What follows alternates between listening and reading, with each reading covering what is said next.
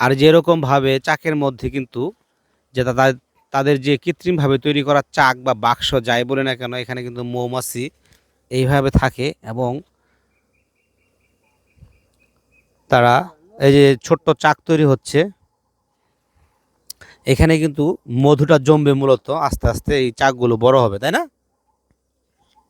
এটা কি মধু পার্ক বের করলেন? ও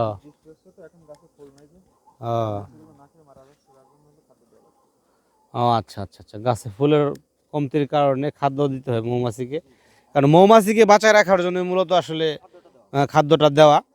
কারণ মৌমাছি যদি মিষ্টি জাতীয় জিনিস না পায় তাহলে সে বাঁচতে পারবে না, তাই না? হুম। অনেক সময় তো মৌমাছির ওই চিনি খাওয়াইতে হয় মূলত। হুম। আর এখানকার মধুগুলা কিন্তু অবশ্যই অরিজিনাল, এটা একদম 100%। কারণ তবে মৌমাছিকে চিনি খাওয়াইতে হয়।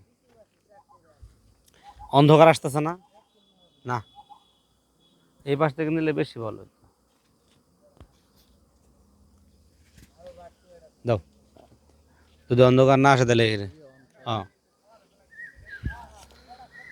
আজকে পাহাড়ের ভিতরে আজকে পাহাড়ের ভেতরে এই যে মৌমাছি থেকে মধু সংগ্রহ করার প্রক্রিয়ার আপনাদেরকে দেখাবো। শেরপুরের গারো পাহাড়ে এই পুরা এখন হচ্ছে যে শালবন আছে, এই শাল গাছগুলোর প্রত্যেকটা গাছেই ফুল আসছে এবং এই ফুল থেকে মধু সংগ্রহ করা হচ্ছে, এবং যেটা কিন্তু অবশ্যই 100% পাহাড়ি মধু।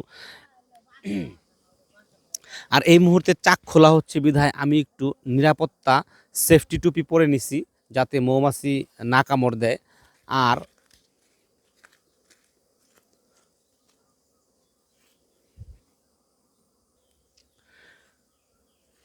মৌমাছি চাষ করে কৃত্রিম উপায়ে মধু বানানোর প্রক্রিয়ায় আজকে আমরা উপস্থিত আছি শেরপুরের গারো পাহাড়ের গজনী অবকাশের পাশে এই সেটআপটাতে। আর এখানে দেখেন অনেকগুলা কৃত্রিম চাক বসানো হয়েছে, এখান থেকে মধু কালেক্ট করা হবে। তবে এই মুহূর্তে চাক ভাঙা হচ্ছে এবং মধুকে খাবার দেওয়া হচ্ছে এখানে। যেহেতু ফুলের এই মুহূর্তে ফুল কম এবং মধুও কম, যার ফলে তারা একটু কৃত্রিমভাবে মধুকে খাবার দিচ্ছেন।